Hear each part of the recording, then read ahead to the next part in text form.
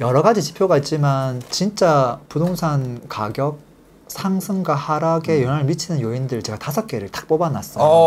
1번은 뭐냐면 네. 그 청약 경쟁률이에요. 나요? 신축 아파트에 대한 심리를 보는 거거든요. 네. 그래서 이거를 서울, 경기, 인천을 한번 적어보는 거죠. 이게 지금 현재와 앞으로 1년 동안을 네. 같이 생각해 봐야 돼요. 동그라미 X 세모가 있다고 생각해 보자고요. 네. 저는 서울은 X 세모. 세모 아닐까 싶어요. 완전 좋다가 아닌 거예요. 네. 세모는. 네. 그냥 적절히 되지 않을까? 좀 뭐 한 10대 1, 뭐 좀 20대 1 요 사이에서 경기도, 인천도 네. 그럴 수 있는데 서울보다는 조금 더 못하지 않을까? 그죠. 그냥 세모 정도 해볼게요. 세모. 네, 세모 정도. 네. 그러면 두 번째 지표가 뭐냐면 미분양이에요. 미분양이 늘어났냐, 늘어날 가능성이 있냐. 네. 14평 이하. 이런 게 지금 서울에 미분양 뭐 한 200세대 나 있는 거라서 네, 네. 그거 보고 늘었다 볼 수는 없고 현재는 일단은 없어요. 그러니까 한 10년 동안 놓고 봤을 때 과거에 서울이 한 4,000세대 이상 미분양이 있었고 네. 경기도 인천도 뭐 10,000세대 이상 있었거든요. 네. 지금은 현저히 사상 최저 수치예요. 그렇죠. 지금 당장은. 네. 근데 앞으로 한 1년 뒤 지났을 때 이게 정말 많이 증가할까? 그 정도까지는 안 되겠다. 정답은 없어요. 네. 그건 가봐야 되니까. 그죠. 근데 저는 이거는 아직은 X 아닐까라고 생각을 하거든요. 예. 그 다음에 이제 입주 물량이에요. 물량. 입주 물량은 이건 정답이 있는 거예요. 예. 미분양 같은 경우는 결과론적인 거고요. 예. 그 다음에 입주 물량은 이건 전세 가격이 앞으로 오를까 내릴까를 예상해보는 집. 입주가 많으면 매매가가 떨어지는 게 아니에요. 예. 전세가가 무조건 떨어져요. 100%거든요. 예. 그랬을 때 서울 입주 물량, 지금 현재와 앞으로 1년. 이거 너무 적어요. X. 경기는 좀 있어요. 인천도 공급이 있어요. 그래서 이는 O를 해줘야 돼. 그러니까 전세가는 떨어질 네. 가능성이 매우 높다. 매가가 떨어지는 게 아니에요. 네네. 과거에 신도시 입주할 때도 매가가 떨어지는 게 아니라 전세가가 떨어지는 네. 거거든요. 근데 물론 이제 전세가가 많이 하락하고 여러 가지 심리가 거꾸러지면 매매도 같이 떨어지긴 네네. 합니다. 그리고 이제 네 번째 지표가 거래량이에요. 이 거래량은 전세랑은 상관없어요. 순전히 매매 가액이 앞으로 어떻게 될까를 보는 지표예요. 그죠. 특히나 구축에 대한 거래량을 말하는 거예요. 구축에 대한 심리를 읽을 수 있는 지표예요. 네. 아까 거는 신축 심리. 신축 심리였고 지금 구축 심리고. 자, 이랬을 때 거래량은 지금 서울, 경기, 인천 할 거 없이 전부 다 안 되고 있잖아요. 네. 지금 문제가 되고 있는 게 다 O예요. 입주 물량이 많은 게 O고 문제가 되고 있는 거 거래가 없으면 O예요. 그래서 아까 청약 경쟁률이 낮아지고 있는지 어떤지, 미분양이 증가하고 있는지 어떤지, 입주 물량이 많은지 어떤지, 거래량이 적어지고 있는지 어쩐지. 맞아요. 네. 그러니까 O라고 보자고요. 맞네, 마지막 맞네. 하나가 뭐냐면 전세 가격이에요. 지금 현재와 앞으로 1년 뒤. 네. 서울은 입주 물량이 확실히 없기 때문에 네. 이건 X겠다. 그 다음에 경기하고 인천 같은 경우는 이거는 잘 줘도 세모 아니면 여차하면 이거는 X가 동그라미가 될 수도 있겠다. 그러니까. 그렇게 되는 거거든요. 마치 동그라미 동그라미와 뭐, 네. 세모 사이. 자, 이렇게 해놓고 네. 점수를 매겨보는 거예요. 동그라미가 5개면 네. 여기는 무조건 하락을 해야 돼요. 3개면 하락을 조심해야 돼요. 네. 하락 가능성이 있다는 소리예요. 4개면 하락하는데 하락의 정도가 좀 더 심하다는 거예요. 이걸 대구로 해보세요. 어떻게 되는지. 그러니까. 아마 전부 동그라미 다 찾을걸요. 꼴동이네. 그래서 너무 내가 가지고 있는 지역이 금리가 올라서 무조건 하락한다 이렇게 생각할 게 아니라 지금 이제 보고 있는 분들이 이제 지역이 다양할 테니까 그냥 되게 간단한 지표예요. 5가지를 가지고 그냥 동그라미 O, X 세모 그 정도 해보고 세모는 0.5라고 점수를 줘요. 그러면 정확하게 점수가 나올 거예요. 그러니까. 3점부터는 이건 주의가 필요하다. 하락할 수 있다 충분히. 그러네. 너무 쉬운 건데 생각보다는 의미가 있거든요. 그러네. 과거에 하락했던 지역들 딱 고점 찍고 하락했던 그때 딱 생각해 보면 돼요. 네. 근데 여기서 이제 변수 한 개를 더 주라고 하면 전 6번째에다가 6번에 일자리를 보통 적어요. 만약에 뭐 조선업 경기가 너무 안 좋아져서 그 지역은 아예 거의 뭐 70%가 조선업인데 그러면 이거는 마이너스 10도 해야 된다. 그래서 동그라미가 3개가 되면 이거는 10%에서 20%가 빠진다. 동그라미가 4개가 되면 20%에서 30%가 빠진다. 아빠 요즘 금리가 많이 올랐어. 네. 지금 내 집 마련 해야 돼? 나 할 타이밍인데? 네. 라고 했을 때 뭐라고 얘기해야 될까? 네. 살짝 고민해봤어요. 네. 저 그 말부터 하고 싶어요. 뭐라고? 내 집 마련은 뭔가 큰 거 한 가지를 포기해야 하는 선택이다. 그 큰 거 한 가지가 뭐냐면 빠르게 돈을 불리는 걸 포기하는 선택이에요. 왜 그러냐면 네. 내 집 마련을 했을 때 포기해야 될 게 되게 많아요. 첫 번째로는 내가 살고 있는 집을 살까 말까 고민하는 거잖아요. 네. 그 말은 무슨 말이냐면 네. 야 내가 주식 투자를 해야 되는데 네. 꼭 삼성전자만 사야 되는 상황인 거예요. 선택지가 너무 많이 줄어들죠. 네. 수백 개의 주식 종목 중에서 하나만 사야 되는 거예요. 그쵸. 지역도 하나로 픽스 되는 거예요. 그것부터 내가 엄청 많은 걸 잃게 된다는 거죠. 얻을 거는 이거밖에 없어요. 내가 이 동네 살아. 요거 한 가지야. 그치. 그잖아요. 그치. 예. 그래서 생각보다 잃는 게 많다. 그래서 내 집 마련을 그러면 하지 말라는 소리예요? 그럴 텐데 그러니까, 예. 내 집 마련을 하긴 해야지. 다만 그곳에 꼭 내가 거주할 필요는 없잖아요. 내 집 마련의 정의 자체가 네. 일단은. 그래서 이제 이렇게 곰곰이 생각해 보면 이제 목표가 이게 거주가 아니라 돈을 불리는 게 목표라면, 네. 그게 내 집 마련의 정의라면, 네. 그렇다고 하면 사실은 이거는 반대로 가는 길이다라는 거거든요. 그리고 혹시나 그 집 만약에 앞으로 하락할 게 예상되는 지역이라면 예. 내 집 마련을 하면 안 될 거 아니에요. 그리고 만약에 또 그 지역을 내 집 마련을 하려고 했는데 그럼 언제 바닥을 다지고 또 언제 올라가서 지금 걸 회복해서 언제 또 올라가냐는 거죠. 그게 뭐 짧으면 5년일 수도 있고 길면 10년일 수도 있는데 그 기회비용을 생각해 보면 이것들을 분리하는 건 너무 필요하다. 그리고 이제 곰곰이 생각해 보면 이제 부자들이 하는 방법에 있어서 네. 그 사람들은 테이커를 안 해요. 다 기버 역할을 하거든요. 네네. 그러니까 좋은 거를 뭐 빌려주거나 뭔가 서비스를 주거나 상품을 만들어 제공하거나 네. 다 기부를 하지. 네. 내 집 마련은 이건 테이크잖아요. 네네. 온전히 내 혼자 좋아라 하려고 가서 살겠다 이거잖아요. 정말 부자가 되고 싶다면 사실은 임대를 해주는 게 맞겠죠. 근데 이제 최초 질문 자체가 네. 이런 금리 인상기에 내 집 마련을 해야 될까요? 사실은 금리를 제외하고도 내 집 마련 해야 될까요? 여기서 먼저 예스 노가 나와줘야 될 거거든요. 그렇긴 하잖아요. 네네네. 근데 이제 내 집 마련을 이제 한다고 봤을 때 선택지가 곰곰이 생각해 보면 4가지가 있다고 저는 봐요. 왜냐하면 내 집 마련 당연히 할 수 있죠. 네. 고금리에 대출 일으켜서. 대출해서. 예. 예. 그게 1번 선택지예요. 1번. 근데 만약에 두 번째 선택지는 뭐냐면 네. 집을 사는데 거기 거주는 안 해. 근데 거기가 너무 갖고 싶어요. 네. 이렇게 만약에 전세로 끼고 샀다고 보자고요. 그럼 만약에 한 10억짜리라는 집이에요. 네. 그럼 60% 대출을 일으켜요. 네. 예를 들어서 대출 된다 가정해 볼게요. 6억. 지금 9억 이상 안 되긴 하는데. 예. 자, 그랬을 때 대출 금리가 높아지면 예전보다 집값이 2배로 올랐죠. 네. 금리가 2배로 올랐죠. 네. 그럼 예전보다 4배의 부담을 지어야 되죠. 선택지 2번으로 하면 어떻게 돼요? 똑같은 4억이 들어가는데 예. 내 금리 인상에 대한 아무 부담이 없죠. 그랬을 때 어떤 선택이 나아요? 했다면 당연히 저는 1번보다 2번이 안전한 거 아닌가요? 라고 할 거거든요. 다만 이게 오를 거냐 내릴 거냐 이건 또 다른 이야기예요. 그렇잖아요. 그리고 이제 또 선택지가 내 집 마련을 안 하려고 하는 사람들 선택지예요. 그분들 선택지는 딱 2개로 정해져 있잖아요. 네. 전세, 월세. 아. 근데 이제 전세가 이제 문제가 뭐예요? 전세 문제? 지금 전세 대출을 안 할 수가 없잖아요. 예. 내가 만약에 아까 전세 6억짜리 집을 들어갈까 말까 고민했는데 전세할 때 분명히 전세 대출 일으킬 거거든요. 일으키죠. 만약에 60%, 70% 일으키면 그것도 4억을 일으켜요. 그렇죠. 그럼 그 4억이 예전보다 2배 이상 또 부담을 지어야 되죠. 그래서 3번 선택지도 호락호락하진 않아요. 사실은. 네. 금리의 직격탄일을 똑같이 맞는다는 거죠. 대출 안 하면 모르겠지만. 그 다음에 4번째 같은 경우는 금리랑 상관은 없죠. 그죠. 그래서 요즘 이제 뭐 월세를 선택한다 그런 뉴스가 계속 나오는 것 같아요. 예. 근데 이제 월세 같은 경우는 이건 비용이잖아요. 그렇죠. 근데 대출은 어떻게 보면 투자죠. 나중에 또 오를 수 있는 여지도 있고. 이제 그러다 보니까 이걸 그냥 비용으로 매번 내면서 끝낼 거냐. 월세를 살면서. 아니면 아까 2번 선택지에서 이건 대출 상관없이 내가 어쨌든 가져가고 싶은 걸 쭉 가져갈 거냐. 그것도 아니면 이제 좀 1번 선택을 하면서 좀 대출 이자 갚으면서 이건 투자의 개념으로 볼 것이냐. 근데 이제 1번, 2번 큰 차이는 있어요. 1번과 2번의 차이. 1번은 네. 하락할 지역은 절대 하면 안 되는데 네. 2번은 다른 지역을 선택할 수 있는 선택권이 하나 더 생기죠. 그래서 이제 뻔한 선택지는 4가지인데 네. 이 4가지를 가지고 시뮬레이션을 충분히 해볼 수 있다는 거죠.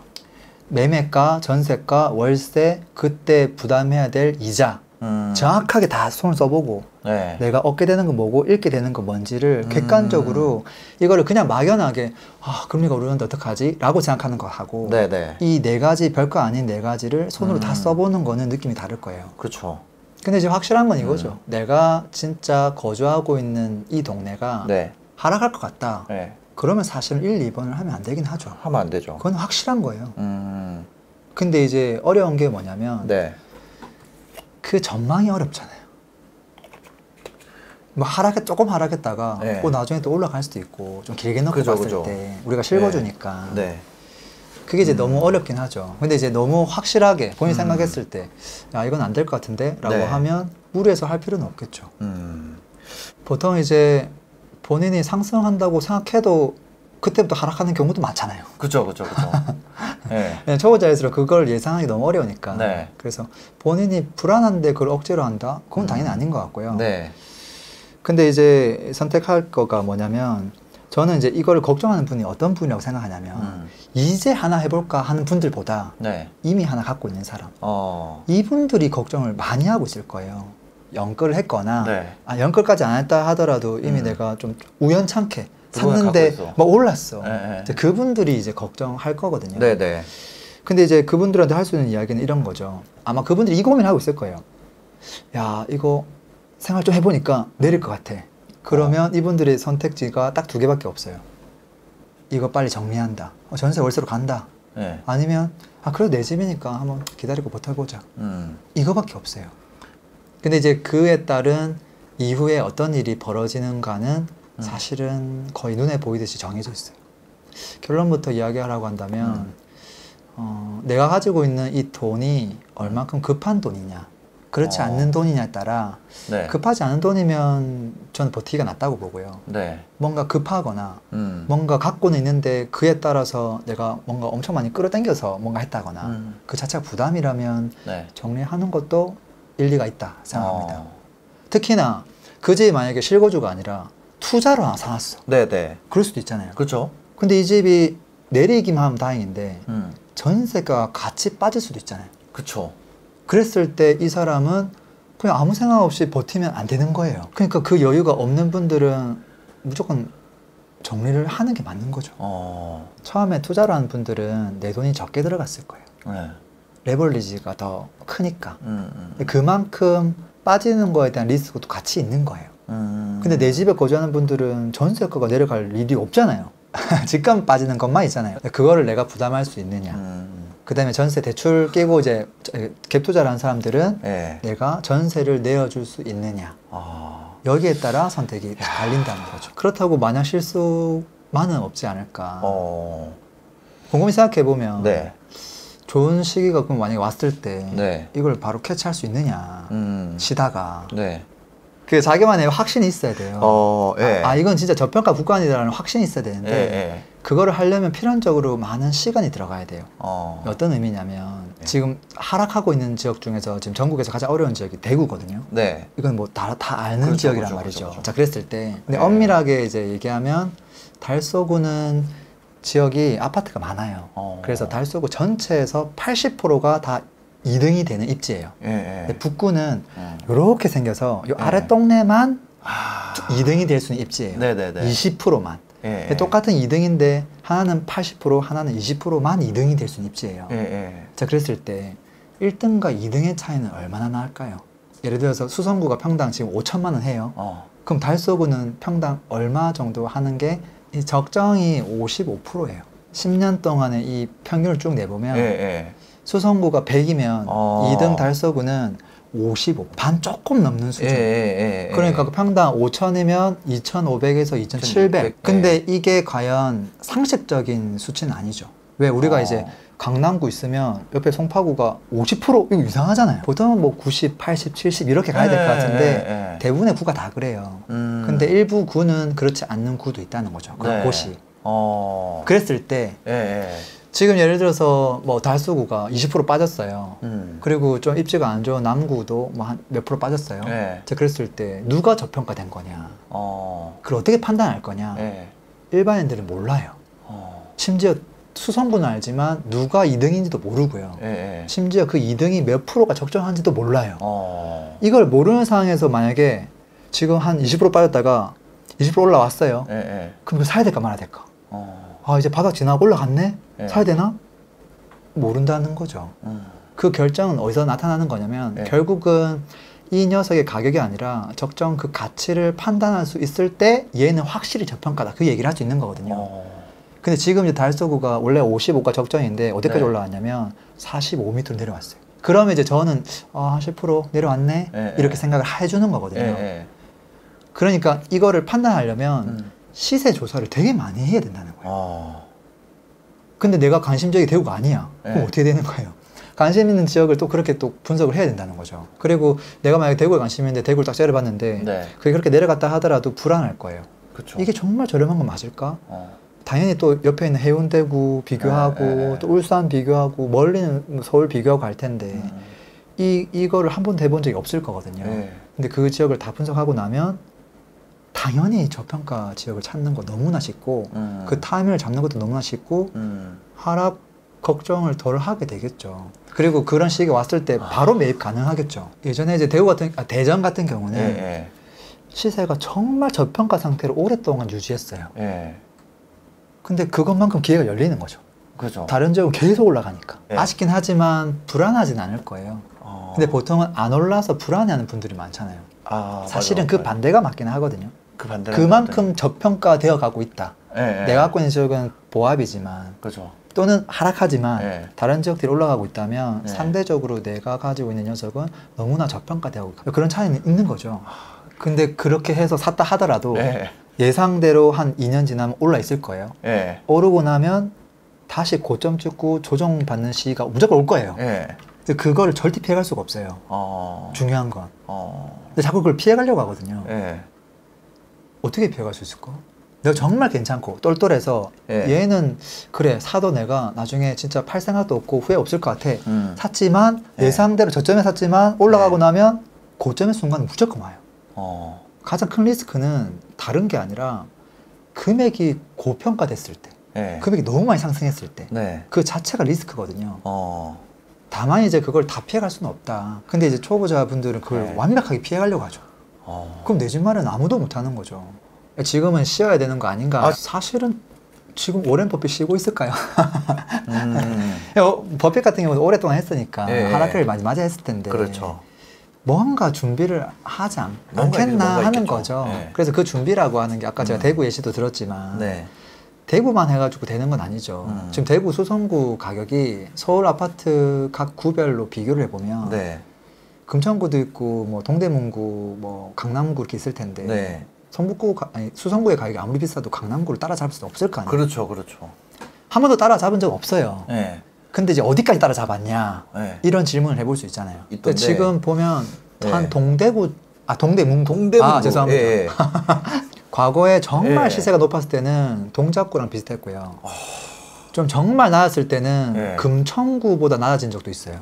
이거 왔다 갔다 한단 말이죠. 근데 중요한 건 그 접점이 어디냐라는 것들을 현재를 가지고 보는 게 아니라 과거 시세까지 조사를 해야만 한다는 거예요.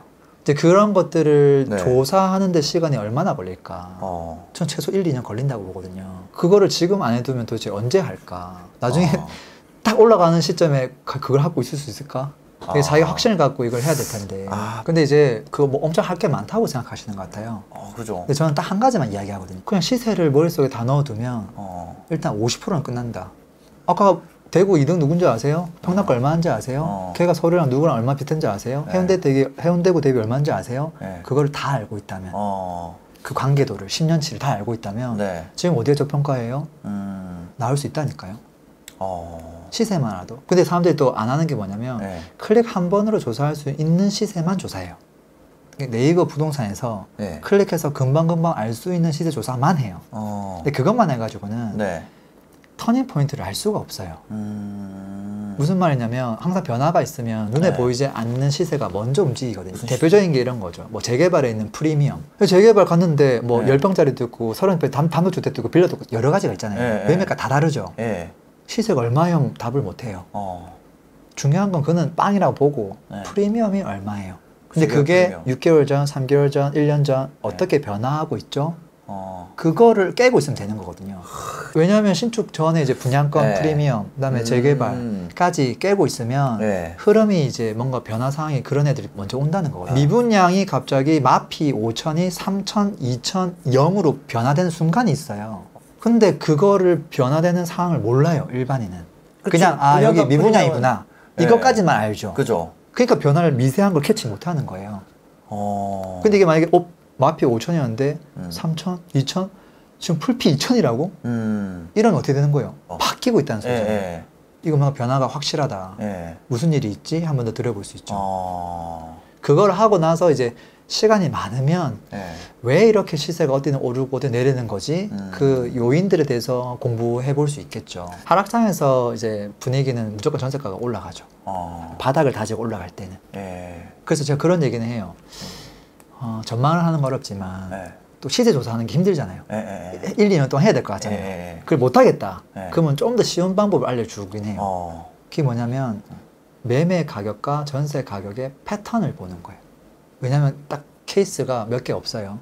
동반 상승, 그 다음에 동반 하락, 보합, 그 다음에 매매 상승, 전세 보합, 그 다음에 그 반대도 있죠. 매매 하락 내지 보합인데 전세 올라가는 거. 요거밖에 없어요. 모든 케이스가.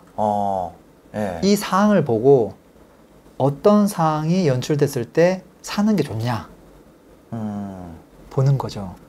제가 이야기하고 싶은 좋은 타이밍은 매매가 하락하고 있는데 전세가 상승하고 있는 시기예요.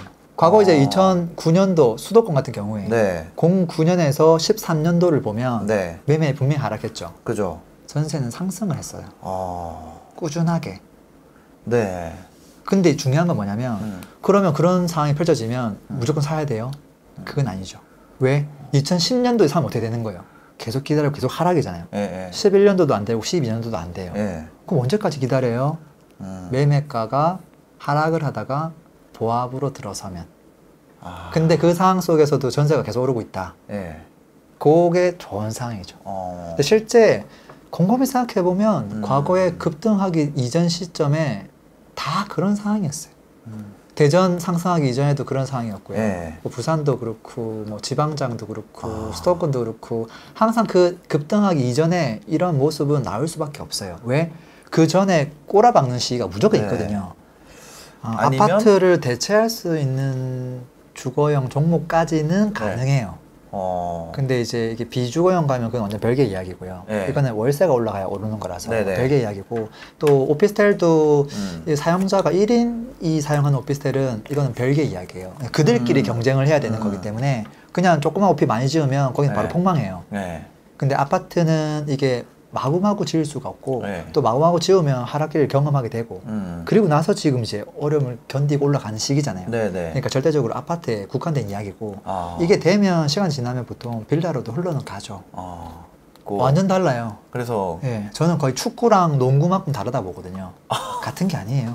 근데 다들 그냥 부동산이니까 라고 생각하시는 것 같은데 예전에는 한 10곳 중에 8곳을 아무 때나 투자해도 됐었다면 지금은 10곳 중에 2-3곳 정도만 투자해야 되지 않을까. 그만큼 중에. 투자할 수 있는 곳이 많이 줄었어요. 그 이유는 금리가 올라서 그렇다고 보진 않아요. 왜냐하면 만약에 금리가 올라서 그렇다고 하면 최근 6개월 동안 지금 부동산 시장이 정말 어렵거든요. 이 시기에 그냥 꼿꼿하게 올라가는 애들이 있단 말이에요. 대표적으로 똑같은 수도권이에요. 이천시 이런 곳 보면 아니 똑같은 수도권에 똑같은 고금리인데 그거는 이유는 항상 한 가지예요. 가격이 저평가되어 있으니까. 뷔페에 갔는데 먹고 싶은 요리가 이만큼 있어요. 왜 맛없는 디저트부터 먹어요? 이걸 배 터질 때까지 이걸 먹는 거예요. 내가 싫어하는 종목을 먹을 필요가 없는 거거든요. 하다가 배가 부른데 이거는 안 될 것 같아. 그러면 배고프면 이걸 먹는 거죠. 그만큼 수요는 쏠렸다가 늦게 가는 거예요. 중요한 건 뭐냐면 가치죠. 그래서 가격이 저평가되어 있는 건 맞았다. 그래서 올라가는 거다. 그런 맥락이라면 전국에도 분명히 지금 현재도 가격이 저평가된 곳은 있다라는 거죠. 다만 예전에는 이제 한 절반이 오르면 절반은 하락을 했어요. 예전에는 수도권 시장이, 네. 아니, 부동산 시장이. 네. 그래서 이거 투자도 할 수 있었고 나중에는 또 이걸 투자하면 됐었는데 최근 한 5년 동안은 좀 너무 많은 지역이 동시에 다 올랐어요. 이 사이클을 원래는 어긋나게 막 타야 되는데 네. 너무 동시에 탔다는 거죠. 그러니까 동시에 당연히 하락기를 맞을 가능성이 높잖아요. 네네. 이제 그러다 보니까 투자할 수 있는 애들이 많이 줄었다는 거죠. 올해 강릉시 많이 올랐죠. 강릉 많이 올랐는데 그 옆에 있는 동네들은 춘천, 원주 상대적으로 덜 올랐겠죠. 네. 그런 맥락으로 보면 전국이 그런 애들이 많다는 거죠. 근데 항상 누군가가 먼저 너무 올라요. 그리고 나서 이제 키 맞추기를 보통 하죠. 그러다가 좀 많이 오른 지역은 조정기를 받았을 때 조금 더 많이 받죠.